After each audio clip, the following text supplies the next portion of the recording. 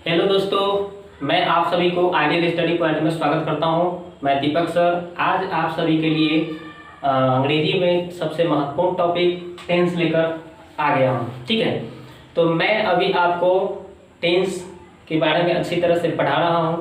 तो ये देखिए, टेंस का जो है हम लोग प्रेजेंट के बारे में अच्छी तरह से पढ़ चुके हैं, पास्ट टेंस के बारे में अच्छी तरह से पढ़ चुके हैं। अब हम लोग पढ़ेंगे फ्यूचर टेंस के बारे में। ठीक है, तो फ्यूचर में भी 4 पार्ट है, उसको भी अच्छी तरह से पढ़ना है। और प्रेजेंट में 4 भाग था, और पास्ट में भी 4 भाग था, और फ्यूचर में भी 4 भाग है। तो जो फ्यूचर है उसमें आपका पहला भाग जो लेकर आ गया हूँ, जिसको हम लोग नंबर टेंस बोलेंगे, यानी फ्यूचर इंडेफिनिट टेंस, ये आपके लिए लेकर आ गया हूँ। ठीक है, तो आज मैं आपको इसके बारे में अच्छी तरह से पढ़ाऊंगा। ठीक है, कि इसमें इसका पहचान क्या है, ठीक है, इसको कैसे रूल क्या है, बनाएंगे कैसे इसको मैं अच्छी तरह से एक एक करके बताऊंगा, जिससे फिर इस तरह से सेंटेंस कभी आए आपको ट्रांसलेट करने के लिए तो आपको थोड़ा सा भी दिक्कत नहीं होगा, आप आसानी से उसको ट्रांसलेट कर पाएंगे। ठीक है, तो बस मेरे साथ बने रहिए। तो चलिए स्टार्ट करते हैं। और स्टार्ट करने से पहले एक आपसे रिक्वेस्ट है कि यदि आप पहली बार मेरे चैनल पर आए हुए हैं तो सबसे पहले मेरे चैनल को सब्सक्राइब कर लीजिए, और साथ ही बेल आइकन को, घंटी को भी दबा दीजिए, ताकि जितने भी वीडियो मेरा अपलोड हो सबसे पहले आपके पास नोटिफिकेशन उसका पहुंचे। और यदि आप सब्सक्राइब कर चुके हैं तो आप लाइक और शेयर कर दीजिए। तो चलिए स्टार्ट करते हैं टाइम न गंवाते हुए। तो देखिए, यहाँ पे जो नंबर टेंस है, फ्यूचर इंडेफिनिट टेंस, इसके बारे में अच्छी तरह से पढ़ेंगे। ये वीडियो का पार्ट नंबर हमारा 10 है। यदि 1 से लेकर 9 तक नहीं देखे हैं तो हमारे चैनल पर आपको एक एक करके मिल जाएगा, आप उसे अच्छी तरह से देख सकते हैं। ठीक है, तो देखिए ये पहचान क्या है कि जब वाक्य के क्रिया के अंत में क्या दिखेगा आपको, गा गे गी। ठीक है, जब वाक्य क्रिया के अंत में गा गे गी देखिएगा तो आप क्या बोलिएगा कि ये आपका फ्यूचर इंडेफिनिट टेंस है। ठीक है, जैसे में सीता घर जाएगी, राम पटना जाएगा। ठीक है, मैं पटना जाऊंगा, सीता घर जाएगी, मैं पटना जाऊंगा। ठीक है, इस तरह से गा गे बहुत सारा बोल सकते हैं। मैं आम खाऊंगा, मैं वहां जाऊंगा, तुम वहां क्यों गए जाओगे। ठीक है, इस तरह से आप बोल सकते हैं। तो यहाँ पे देखिए रूल्स क्या है। तो देखिए फर्स्ट पर्सन में जो आई और वी आता है, फर्स्ट पर्सन में कौन कौन चीज आता है, आई और वी आता है। आपको पता होगा, यदि आप पर्सन को पढ़े होंगे, यानी कि ग्रामर पार्ट है एक। ठीक है, तो ग्रामर का आप पर्सन पढ़े होंगे ना, उसमें भी पर्सन 3 तरह के होते हैं, फर्स्ट पर्सन, सेकंड पर्सन और थर्ड पर्सन। तो उसके बारे में जब पढ़िएगा तो ये आपको पता चलेगा कि फर्स्ट पर्सन में कौन चीज आता है, आई अभी आता है। तो आई अभी के साथ हम लोग क्या लगाते हैं, सेल लगाते हैं, और अन्य सभी कर्ताओं के साथ विल का प्रयोग करेंगे। ठीक है, आई वी के साथ सेल लगाना है और अन्य सभी कर्ताओं के साथ विल का प्रयोग करना है। उसके बाद में वर्ब 1 लिखना है, यानी कि जो मुख्य क्रिया का फर्स्ट रूप होता है उसको आपको लिख देना है। उसके बाद में ऑब्जेक्ट को लिख देना है। ठीक है, तो चलिए समझते हैं ये जो है पैटर्न क्या है इसका। तो इस पैटर्न पर, जिस पैटर्न पर हम लोग बनाएंगे, ट्रांसलेट करेंगे, वो पैटर्न आपका ये सामने दिख रहा है। तो अफर्मेटिव सेंटेंस का सूत्र होता है सब्जेक्ट प्लस साइड या will plus V1 plus object. ठीक है, दूसरा है नेगेटिव होगा तो साइड विल के बाद में आप क्या करेंगे, पहले सब्जेक्ट लिखेंगे, फिर साइड या विल लगाएंगे, फिर नॉट लगाएंगे, फिर V1 फिर ऑब्जेक्ट। ठीक है, और इंट्रोगेटिव होगा, यानी कि जो क्या से शुरू होगा उसमें साइड विल पहले लगा देंगे, फिर सब्जेक्ट, फिर V1 फिर प्लस ऑब्जेक्ट, फिर प्लस क्वेश्चन मार्क। और इंट्रोगेटिव नेगेटिव दिया रहेगा तो साइड विल पहले लगाएंगे, फिर प्लस सब्जेक्ट, फिर plus not, plus V1 plus object plus question mark. ठीक है, इसी तरह से WH3 दिखेगा आपको, तो WH3 प्लस साइड या will plus subject plus not रहेगा तो नॉट लगाएंगे, उसके बाद V1 plus object plus question mark. ठीक है, तो ये आपके पास ये पैटर्न है। इस पैटर्न पर आपको अच्छी तरह से बनाना है, और इसको कोई भी ट्रांसलेट करने के लिए आपको फ्यूचर इंडेफिनिट टेंस में आएगा तो इस तरह से इस पैटर्न पर सजाकर उसको अच्छी तरह से बना सकते हैं। तो चलिए हम एक एक करके बताते हैं कि कैसे इस पर जो भी ट्रांसलेशन आएगा उसको हम लोग ट्रांसलेट कैसे करेंगे। ठीक है, तो यदि आप चाहते हैं कि इसको स्क्रीनशॉट लेना तो स्क्रीनशॉट ले सकते हैं, या फिर इसको वीडियो को पॉज करके आप चाहेंगे तो आसानी से इसे अच्छी तरह से नोट कर सकते हैं, नोट्स बना सकते हैं, और जिसका यूज आप आगे भी कर सकेंगे। ठीक है, तो चलिए इसको मिटाते हैं और इसका एक एक एग्जाम्पल बताते हैं कि कैसे हम लोग ट्रांसलेट करेंगे। ठीक है, तो देखिए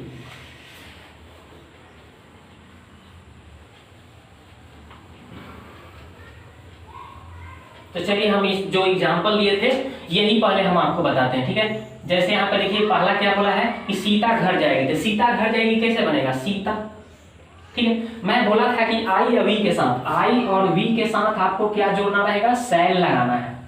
और अन्य सभी कर्ताओं के साथ क्या लगाना है, विल लगाना है। जितना भी बच गया इसके इन दोनों के साथ ही केवल शैल लगाना है और सबके साथ विल लगाना है, ठीक है। और ऐसे जोरदार बनाने के लिए, वाक्य जोरदार बनाने के लिए आपको आई अभी के साथ कहीं कहीं विल मिलेगा, तो उसे टेंशन नहीं लेना है आपको। जोरदार बनाने के लिए वाक्य में ऐसे आजकल यूज का विल का भी यूज किया जा रहा है, ऐसे विल भी लगा देंगे तो गलत नहीं माना जाता है, आजकल ये चल रहा है, ठीक है। तो ऐसे आई अभी के साथ शैल लगाया जाता है, ठीक है। तो देखिए यहाँ पे सीता आ गया, तो ये आई अभी के अलावे कुछ हो गया, तो इसके साथ हम लोग विल का यूज करेंगे, यानी कि सीता विल।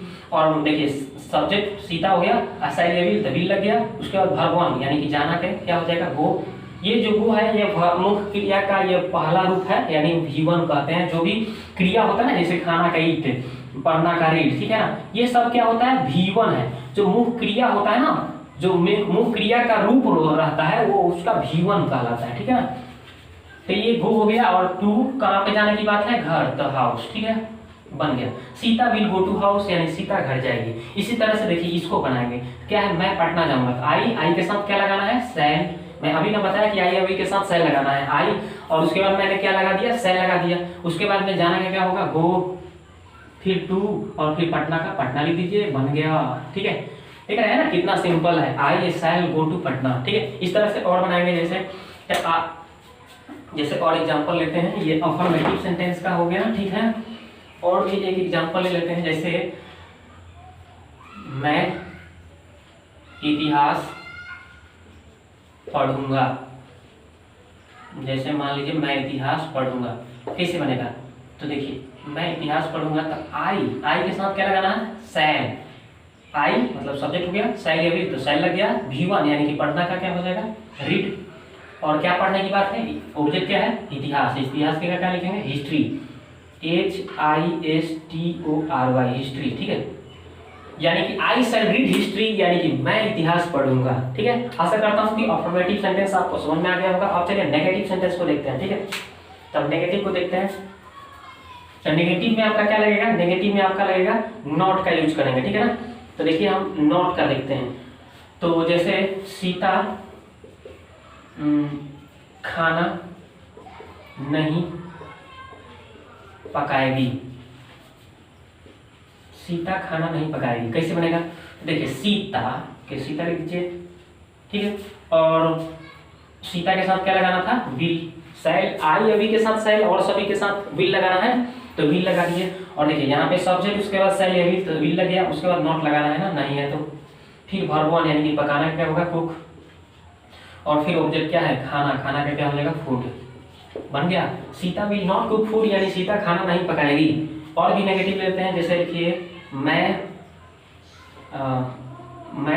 घर नहीं जाऊंगा, कैसे बनेगा, आई, उसके बाद आई के साथ क्या लगता है, शैल, उसके बाद में क्या लगाना है, नहीं है तो नॉट, उसके बाद जाना का गो, उसके बाद में टू, घर का क्या हो जाएगा, हाउस, बन गया।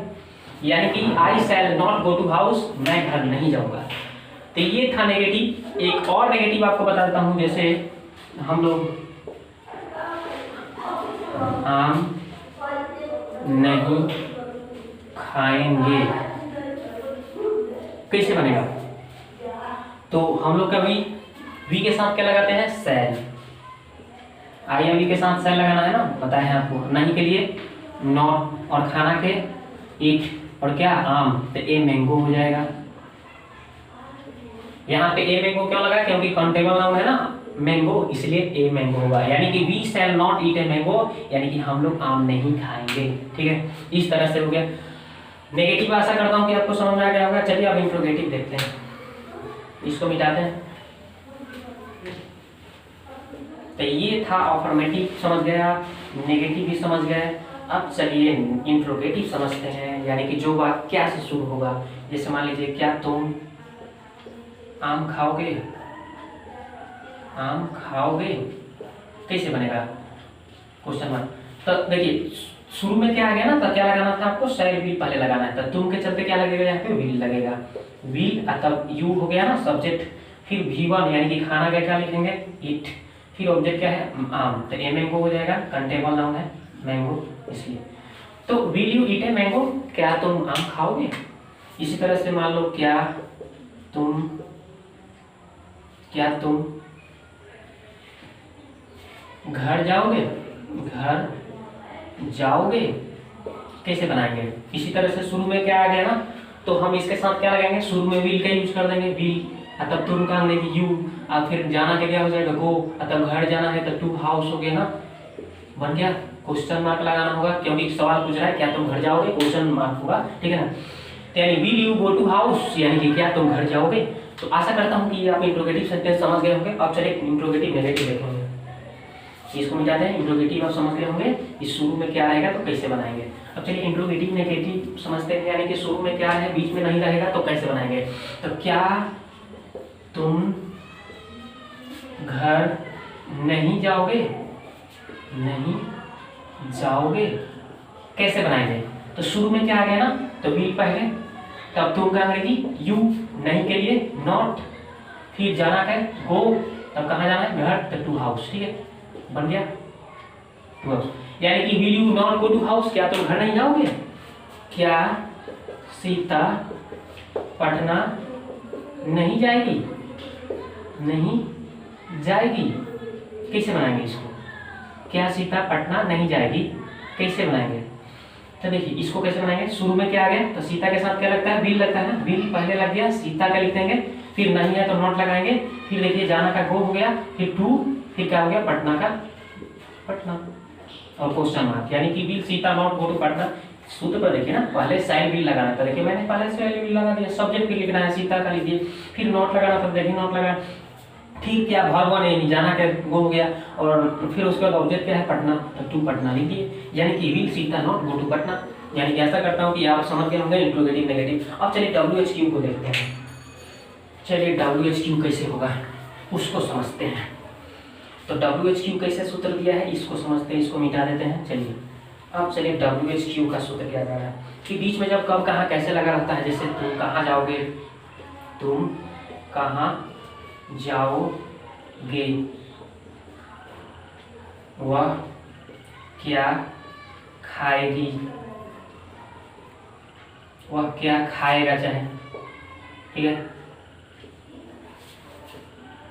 वह क्यों रो रही है कैसे बनाएंगे, वह क्यों रो रही है।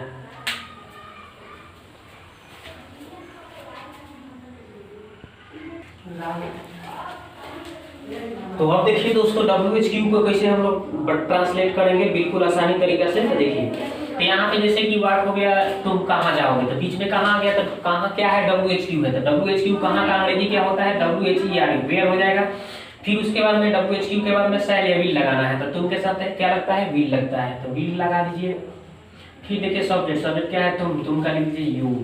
फिर क्या नहीं रहेगा तो नॉट, तो नहीं है तो छोड़ दीजिए, नॉट मत लगाइए। वर्ब वन, वर्ब क्या है देखिए जाना है, जाना के क्या लिखेंगे गो।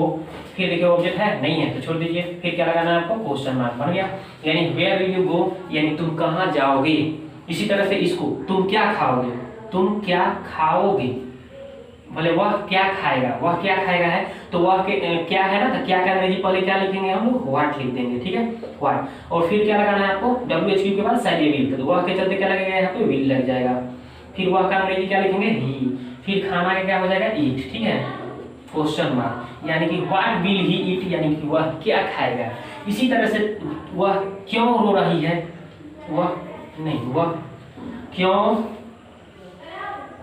रोएगी, मान लो वह क्यों रोएगी, रोएगी, ठीक है वह क्यों रोएगी कैसे बनेगा। तो इसी तरह से इसको भी हम लोग बनाएंगे, तो क्यों के अंग्रेजी वाई, उसके साथ क्या लगाएंगे विल, वह है ना इसलिए स्त्रीलिंग दर्शा रहा है ना ही, इसलिए यहाँ पे सी लगेगा और सी हो गया। और रोना क्या होता है WEE, ऑब्जेक्ट नहीं है तो छोड़ दीजिए, नहीं है तो छोड़ दीजिए, यानी कि वाई विल सी वी, वह क्यों रोएगी, ठीक है। इसी तरह से इसको बनाते हैं, तो क्यों का अंग्रेजी पहले लिख देंगे वाई, फिर उसके बाद में क्या लगाएंगे शैल या विल, तो क्या लगेगा तुम के चलते यहाँ पे लगेगा विल लग जाएगा, और तुम का अंग्रेजी यू, और नहीं है ना तो इसमें क्या लगाना है नॉट लगाना है, और जाना का क्या हो जाएगा गो, और फिर वहां जाने की बात किया जाए तो वहां का अंग्रेजी देयर, ठीक है बन गया। यानी कि आपका इसका क्लियर हो गया।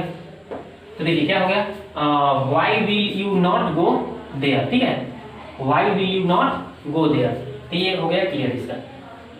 तो ये आपका समझ गए होंगे आप कि तुम कहाँ जाओगे, वेयर विल यू गो, वह क्या खाएगा, व्हाट विल ही ईट, वह क्यों रोएगी, व्हाई विल शी वीप, तुम तुम वहाँ क्यों नहीं जाओगे, तो why will you not go there. ठीक है, इस तरह से। और चलिए आज का सवाल लिख देते हैं आपके लिए।